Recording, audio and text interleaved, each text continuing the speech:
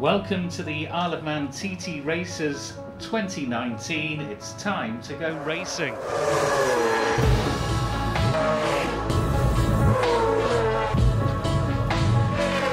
This is the 100th edition of the Isle of Man TT Racers. 37 3/4 miles of tarmac, 200 plus bends. It's the fastest, it's the toughest, it is the ultimate challenge for any road racer on the planet.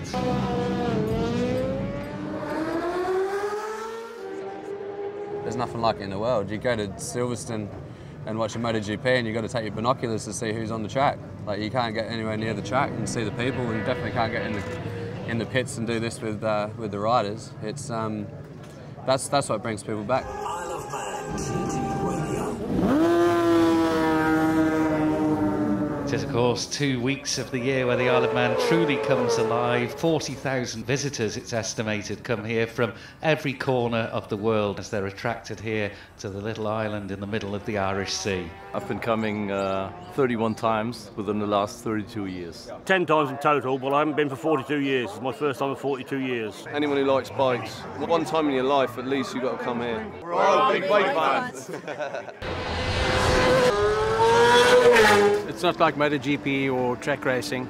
You know, here you've got trees and obstacles that you can hit, whereas on a track you can put it down and sit on top of the bike and slide your way out if you have to, you know. You're living on the edge completely here. I keep telling myself every time I do a lap, I'll count how many times we get full airborne in one lap. And I sort of lose count at 17 every time. It's probably more than that. I believe it's the ultimate proving ground for road bikes.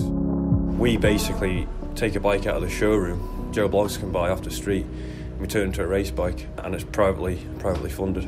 A private team can buy a bike, and if you've got the right rider, they can win. This bike, my super bike's probably about 80 grand to 100 grand's worth. If you've got that budget and a good rider, you can win races.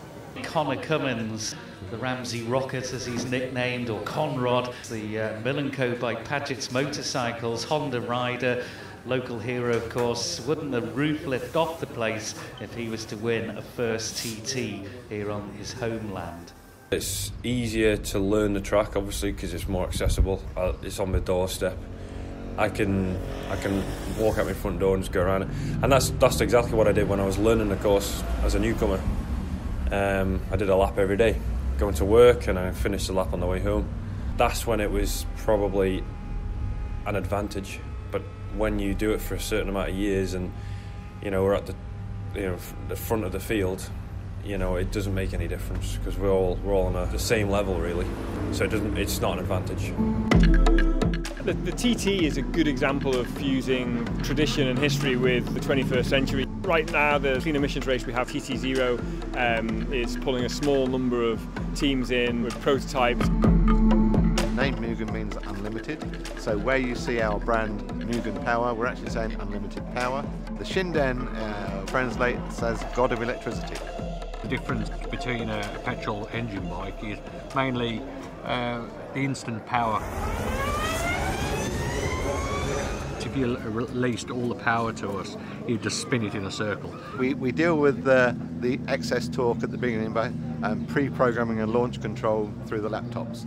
So we give it like a soft start, if you like, a bit better to get it away from the line without flipping over backwards. The start of the TT0 race, it's been happening since 2010. Eventually they're going to be really fast. They are fast already on a short track, and they're doing over 120 miles an hour now on here. So the only thing is I'd just like to have a bit of noise with them, with those electric bikes. Laugh at this class at your peril, because with the ever-improving technology with electric-powered vehicles, these machines are now extremely quick. As we've seen in the car industry, electrification is coming. It's coming fast. Motorcycle industry is always a little bit behind in that, but it will happen eventually.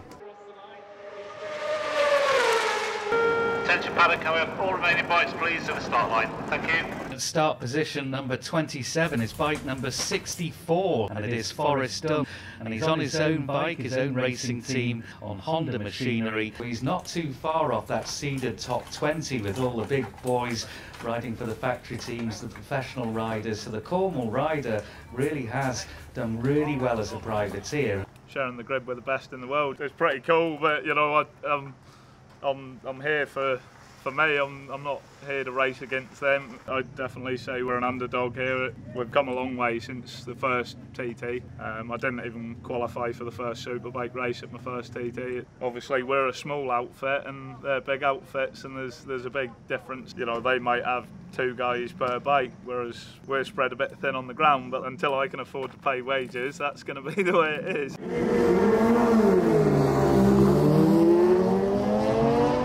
Honda's always focused on the TT. It's a big thing for them. We have 6 motorcycles here, 3 per rider for each class. We have 4 mechanics that build and service those motorcycles. Plus we have 2 suspension engineers and we have electronics engineer. Over the course of a week we'll use 2 engines. We probably go through 50 tyres. You know, when it comes to spares, support and what have you, we can probably build 3 bikes again if need be. I mean, we are talking, you know, hundreds of thousands of pounds to put this one package together. Do a bit of everything for work. Work on oil rigs, do a bit of building work, just a bit of anything really. I'd probably budget about anywhere between £3,000 and £5,000 to come to the TT. The cost of the bikes for somebody at my level, I'd say you'd be talking between sort of £10,000 and £20,000 just for the bike. Then your tyres are they're about £300 a set. You know, it is a massive cost, and at the moment, without my sponsor, there's no way I'd be doing it. The 3-lap Super Stock TT is ready to go. Carl Cummins first away. You see Davo Johnson on the CBR 1000 Honda. The Honda just handles like a dream. Thanks guys, cheers boys. Davo Johnson going very strongly indeed. Davo is moving up through the field. He's on for a result here. Davo Johnson takes his first ever TT podium without doubt. A career highlight for the popular Aussie rider. More of this now. This is it. If they stop congratulating you, it usually means you're an arsehole or you've had too many podiums.